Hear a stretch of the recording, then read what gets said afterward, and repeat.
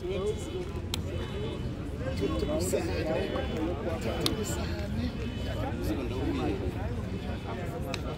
YouTube?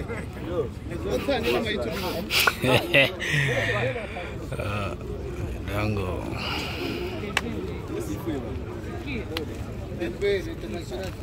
Captain. Abdul. Kutanyita mama.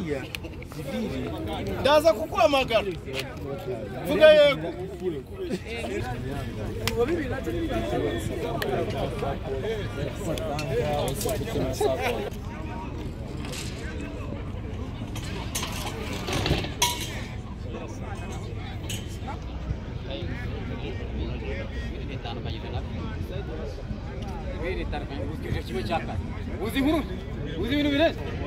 Kambere mu mateka tukiguyemo cyakane nuko yabaza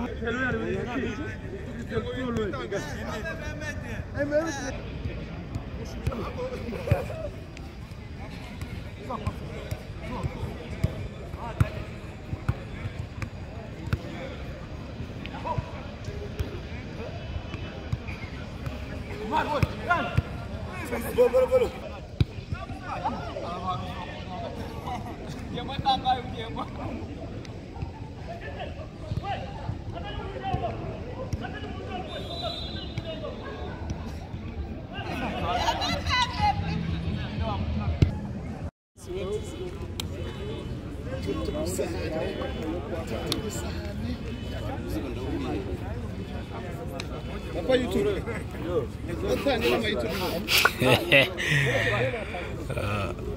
Dango.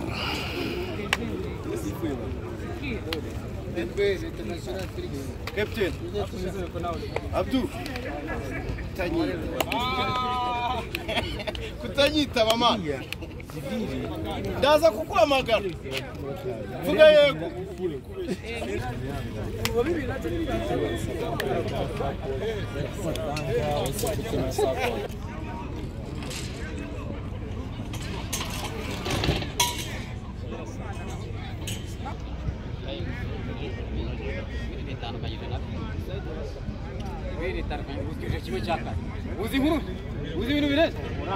kambere mu mateka tukiguyemo cyakane nuko yabaza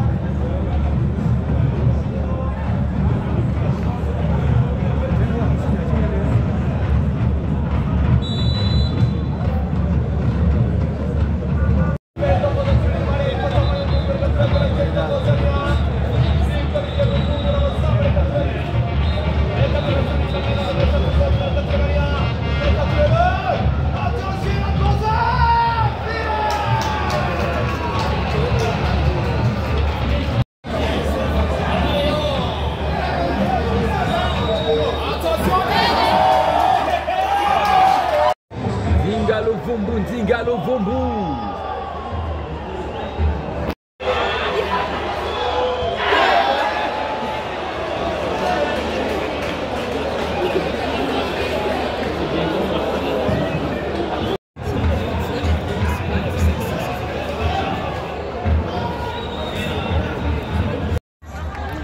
With a shot.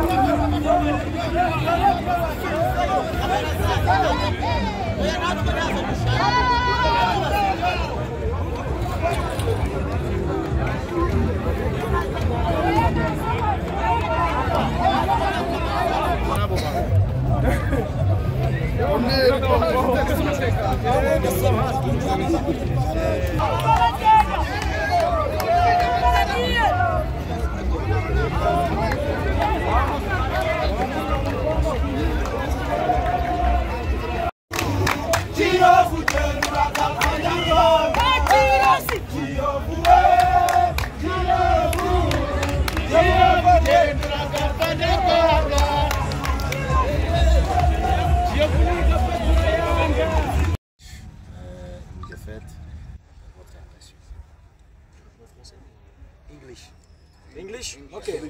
So my impression, I have to stay calm, otherwise I say that I'm pissed off. I prefer to say that I'm very disappointed because it's my first game.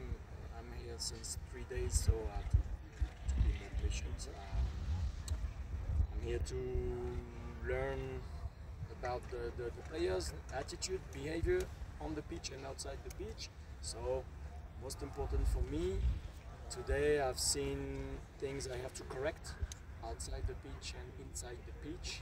We gave time to players who, I don't know if they complain, but they don't usually play.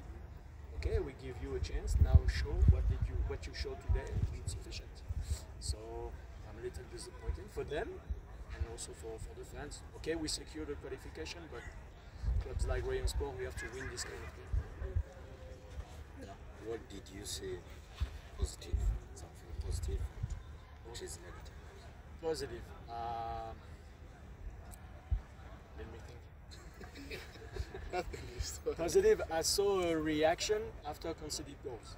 And it's also negative because you have to fight the opponent. You have to act like a lion. Okay, don't wait to be beaten to react.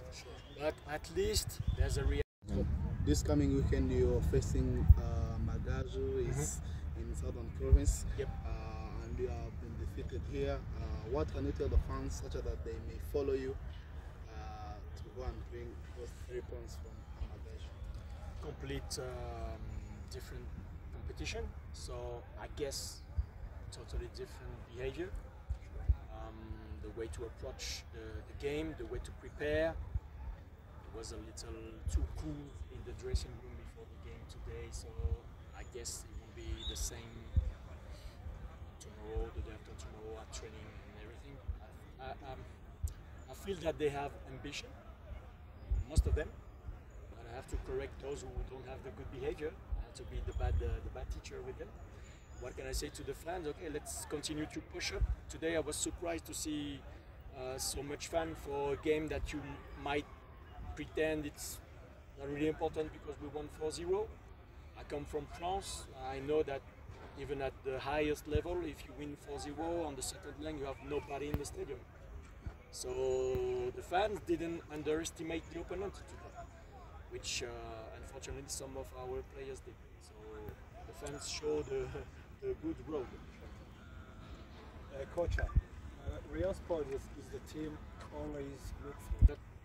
Promise title. You cannot promise winning in football. Those who promise winning are, how can I say, witches or maybe liars.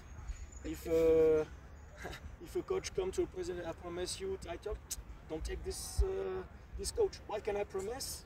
To change this type of behavior, because some behavior I saw, when you lose the ball, you don't react, you walk. Impossible with me.